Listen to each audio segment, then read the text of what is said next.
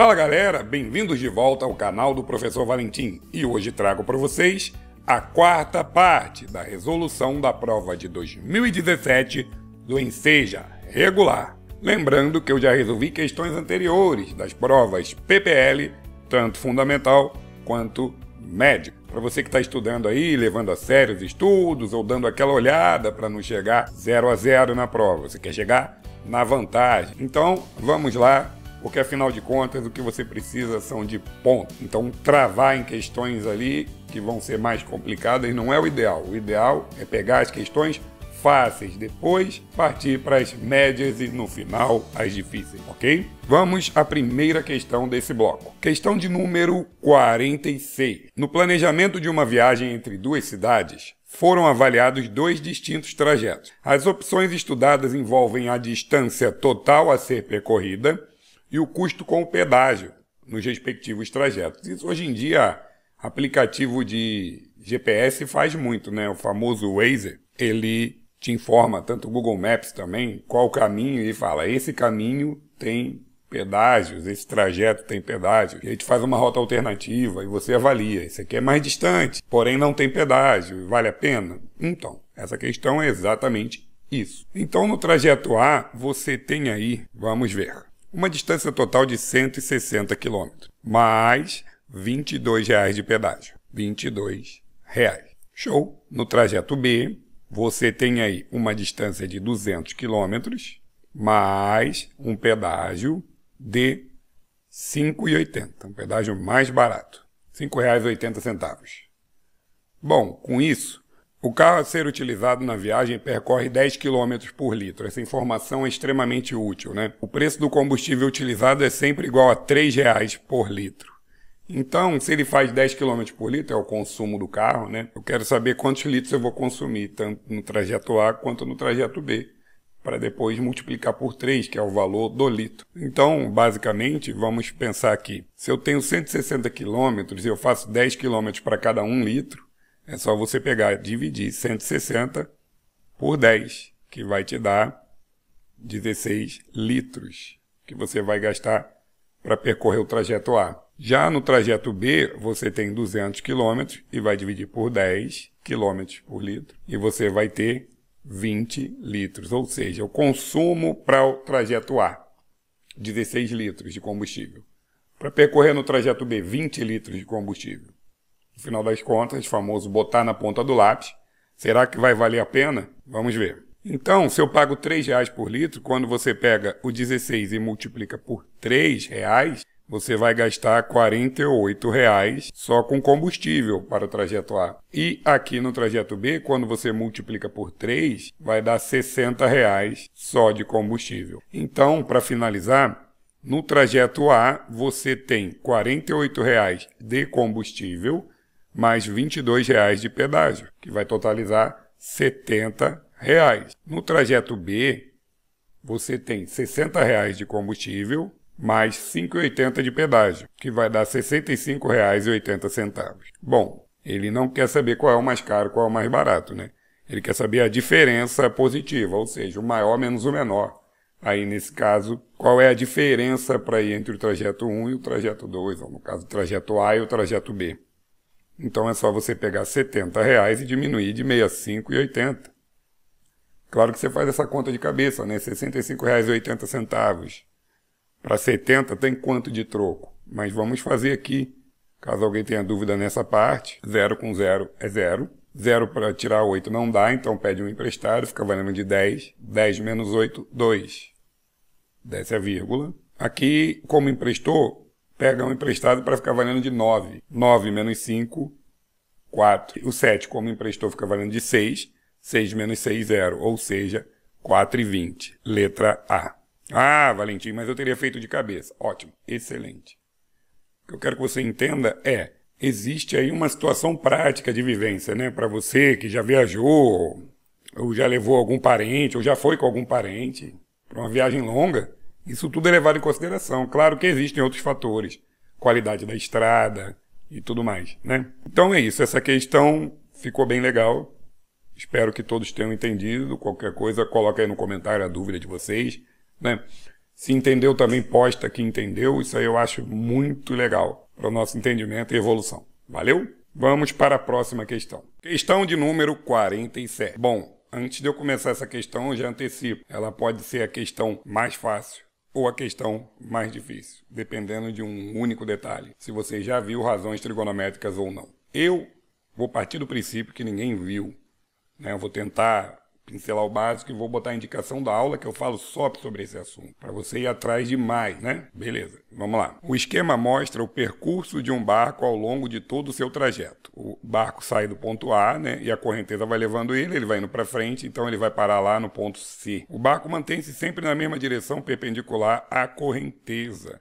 Porém, devido à ação desta, sua trajetória é direcionada para o ponto C. É como se a correnteza fosse levando o barco e ele ficasse numa espécie de diagonal do outro lado da margem, a 100 metros do ponto inicial de destino B. Ou seja, ele saiu do A para ir até o B, só que a correnteza afastou o barco e ele foi parar no ponto C. Bom, sabe-se também que o ângulo formado, e aqui é interessante, ó, o ângulo formado entre o novo trajeto e a direção perpendicular à margem, no ponto A, é de 30 graus. Bom, a ideia é que o ângulo aqui no ponto A é de 30 graus. Então, ele sofreu aí uma variação de 30 graus do seu trajeto original. Bom, gente, o nome dessa matéria que eu vou falar aqui agora são razões trigonométricas. Isso aí para quem quiser buscar mais assunto, né? Eu vou indicar a aula que eu falo só sobre isso. Mas o nome do que você tem que procurar são razões trigonométricas no triângulo retângulo. E a ideia basicamente aqui é a seguinte, né? É uma matéria muito grande e você tem um triângulo retângulo desse tipo, dessa forma, onde 100 metros nessa posição, você tem 30 graus nessa posição e ele quer saber o deslocamento do barco, ou seja, a distância percorrida pelo barco. Ele quer saber esse trajeto A, que chama de Azinho. Bom, existem 3 razões trigonométricas mais importantes: seno, cosseno e tangente. Basicamente, cada uma envolve uma relação a cada 2 lados desse triângulo retângulo, né? Um triângulo retângulo, ele tem os lados chamados de catetos e hipotenusa. Então, seno, que é o que eu quero, do ângulo 30 graus, é igual ao cateto oposto sobre a hipotenusa. Essas palavras podem ser inéditas para a maioria de vocês, se não todos. Mas o que eu quero é que você pause agora e vá nessa aula que eu estou indicando no cardzinho aqui em cima.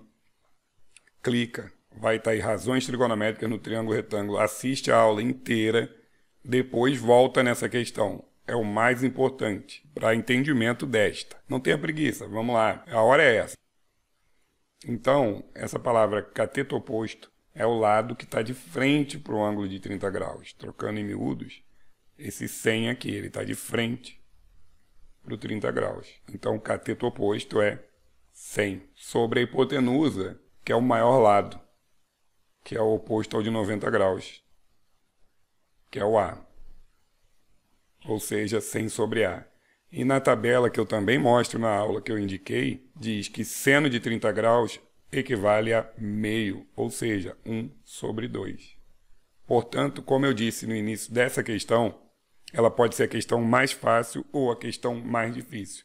Porque se você souber, se você for lá na aula e entender seno, cosseno e tangente, chegar aqui é só multiplicar cruzado, onde você vai ter A vezes 1, A. 2 vezes 100, 200. Letra D. Essa é a resposta. Portanto, que para o entendimento dessa questão funcional, preciso que você vá lá no outro vídeo e tenha essa aula de razões trigonométricas no triângulo retângulo.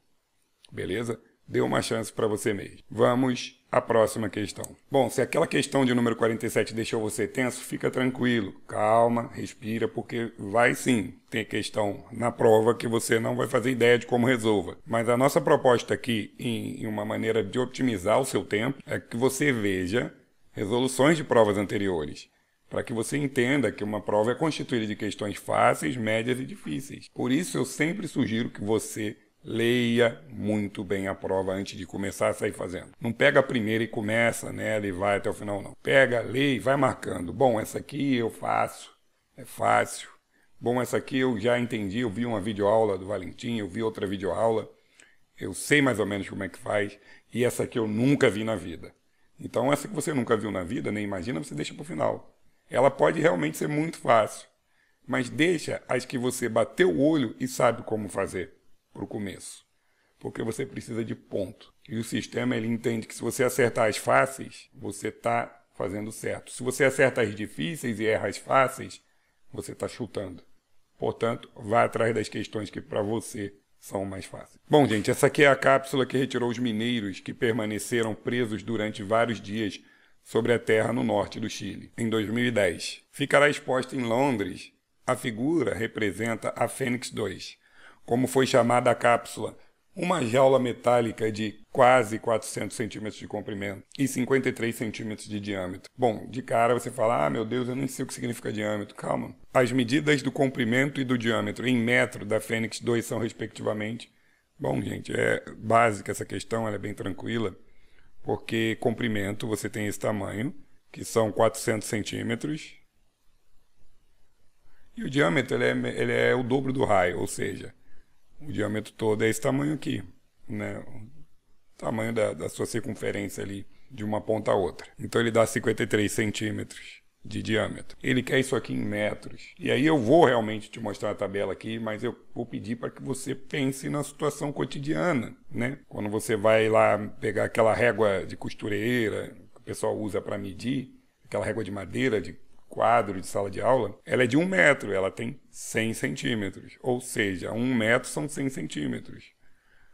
400 centímetros são 4 metros, já foi a primeira, porque ele pergunta o comprimento primeiro, depois o diâmetro. Então, comprimento, diâmetro. Então, o diâmetro, que são 53 centímetros, é um pouco mais de meio metro, ou seja, tem 0,53 metros, que é a letra D de dado. Viu como é que tem questão que é bem mais tranquila? Que você pode até não saber de cabeça aí agora, mas você fala, pô, se eu pensasse um pouquinho, eu conseguia marcar essa, eu conseguia marcar, não ia precisar chutar. Isso é o mais importante, adquirir confiança. Ok? Bom, mas agora eu vou te ensinar a maneira correta, adequada. Você tem aqui quilômetro, hectômetro, decâmetro, metro, decímetro, centímetro e milímetro. Isso aqui é uma tabela de conversão de unidades de medida. Só que para você está em centímetros e você quer voltar para metros, ou seja, você vai voltar 1, 2 casas. O que isso te atinge? Atinge o seguinte, se você tem 400 centímetros, para marcar isso em metros, a sua vírgula que está no final, quando o número não tem vírgula, volta 2 casas, ou seja, 1, 2. Portanto, 400 centímetros é 4 metros, basicamente isso. E 53 centímetros, a vírgula voltando 2 casas, 1, 2, para aqui, acrescenta um 0, 0,53 metros, né? Ou seja, você tem 2 maneiras de ver isso aí. É claro que você vai preferir a primeira, né? Usando o seu dia a dia, cotidiano. Beleza? Espero que essa questão tenha te deixado mais animado do que a 47, que é um conteúdo muito específico de matemática, que você pode não ter visto. Ok? Vamos à próxima questão. Bom, a questão de número 49, ela envolve um conteúdo de matemática até mais específico, mas que você vai entender. É uma palavra muito comum. Média. Vamos entender. Um relatório do uso da internet no segundo semestre de 2012 mostrou que a velocidade média das conexões feitas no Brasil era de 2 megabytes por segundo. Essa velocidade média está bem abaixo das médias internacionais, como mostra o quadro. Então aí tem os países e a velocidade média de internet, né? Chile, Equador, Estados Unidos, Canadá, Japão e Romênia. E aí as velocidades. Considere que a meta no Brasil seja conseguir que a velocidade média das conexões fique igual à média desses países. Ele quer a média geral de todos os países listados na tabela. Uma das ações das empresas que fornecem o serviço de internet para atingir essa meta será trocar o sistema de fiação existente pelo sistema de fibra ótica, né? Melhorar a fiação para a internet. Para atingir essa média, o percentual da velocidade de conexão deve aumentar, hein? Então ele não quer o percentual que você tem que atingir, ele quer saber o percentual que você tem que aumentar. Quantos por cento de aumento, né? Isso aqui vai dar 2 trabalhos, média e porcentagem. Então, vamos lá, uma coisa de cada vez. Média dos países. Média dos países.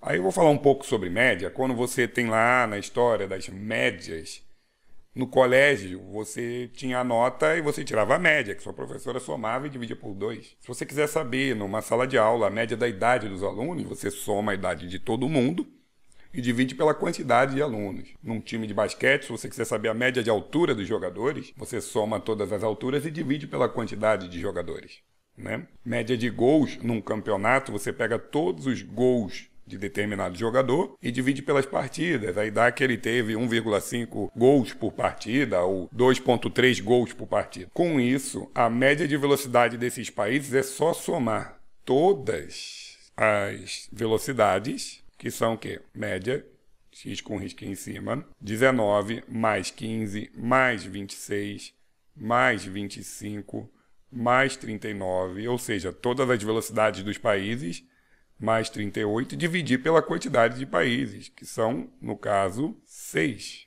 E quando você soma todas as médias ali, dá 162 sobre 6, que dá, em média, 27 megabytes de velocidade.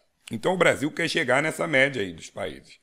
Ele não quer ficar nem igual ao mais rápido, nem igual ao mais lento, ele quer ficar na média. Então, olha, o que o Brasil tem hoje? 2 megabytes. Hoje que eu digo em 2012, né, na tabela. Ele está com 2 megabytes e ele quer ir para 27 megabytes. Então, tem que ter um aumento de 25 megabytes de aumento. Isso que ele quer aumentar. Então, eu quero saber o percentual desse aumento. E agora vem a parte da porcentagem.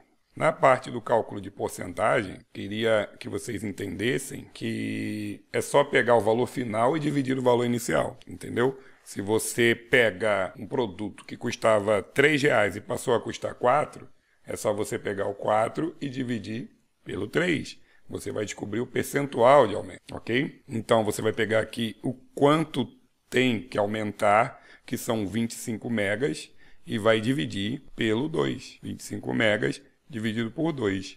25 dividido por 2, se for R$25, dá R$12,50. Só que isso aqui não está em porcentagem ainda.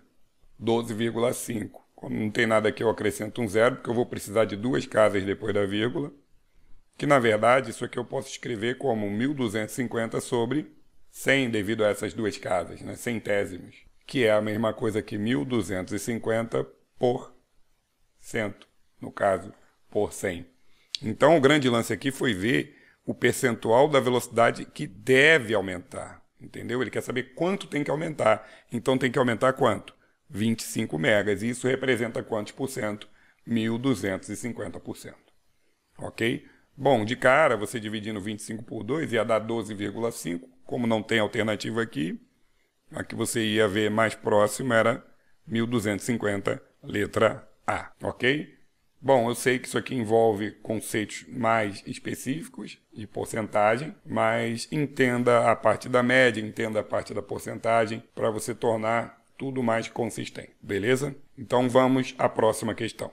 Questão de número 50. Vamos lá? Para obter uma melhoria mais rápida, quando da internação de um paciente, alguns tipos de medicamentos são administrados via venosa, né, na veia. Quando o paciente recebe alta hospitalar, o médico prescreve um remédio com fórmula similar para ser ingerido via oral, dando continuidade ao tratamento. Considere que um paciente passou por essa situação e, enquanto estava internado, tomava na veia, e aqui vem a parte mais importante, 300 miligramas de medicamento na veia. Ao avaliar a correspondência entre os medicamentos prescritos por vias distintas, o médico elaborou um gráfico retilíneo. Esse gráfico ele trabalha a aplicação venosa do medicamento pela via oral, né? Vertical é venoso, horizontal, deitado, é oral. Qual é a dosagem em miligrama do medicamento prescrito pelo médico por via oral, correspondente à dosagem do medicamento que o paciente havia tomado quando internado? Bom, quando estava internado, ele tomou 300 miligramas na veia. Então, quantos miligramas ele tem que tomar via oral? Vamos entender a tabela primeiro, né? Por exemplo, aqui, nesse ponto, olhe para cá. Quando ele tomar 1000 miligramas via venal na veia, quando ele for ter alta e for para casa, ele tem que tomar 250 miligramas em casa, né? Via oral.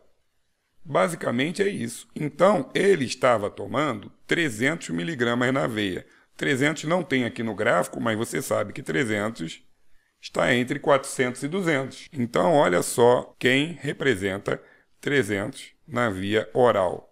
Você sabe que número é esse? Você não tem como saber, mas você sabe que ele está o quê? Antes do 100 e depois aqui desse número. Então, olha só o que está acontecendo. Qual número aqui você pode marcar? Letra A, B, C ou D. Entenda, é maior que 25 e menor que 100. Pode ser a letra D? Não. Pode ser a letra B de bola? Não. E a letra A? Também não. Então, quando ele toma 300 miligramas na via venosa, pela via oral ele tem que tomar uma quantidade de miligramas entre 25 e 100. Que quantidade é essa? Nas alternativas, a única que você poderia marcar é a letra C, 75 miligramas. Viu? As questões não são tão difíceis. O pessoal gosta muito das questões de gráfico. Por quê? Análise, poucos cálculos. Aí, por exemplo, eu não fiz conta nenhuma, eu só li com calma, entender e marcar. Mas o mais importante, não desistir. Para na questão, leu, não entendeu, vai para a próxima. Vai, passa todas, pega as que você sabe. Depois, passa todas de novo e pega as que você sabe. E marque com muita atenção o cartão resposta, ok? Esse bloco eu acredito que tenha sido dividido entre questões fáceis e difíceis, né? Espero que vocês aí corram atrás dos vídeos que eu marquei para melhorar o entendimento sobre as questões, porque realmente algumas aí eu vou precisar de outros recursos, senão o vídeo vai ficar muito extenso. Ok? Quem não se inscreveu ainda, por favor, se inscreva, deixe um comentário, deixe o like, que isso é muito importante para a continuidade do trabalho. Valeu? Mais uma vez, muito obrigado e até a próxima. Valeu!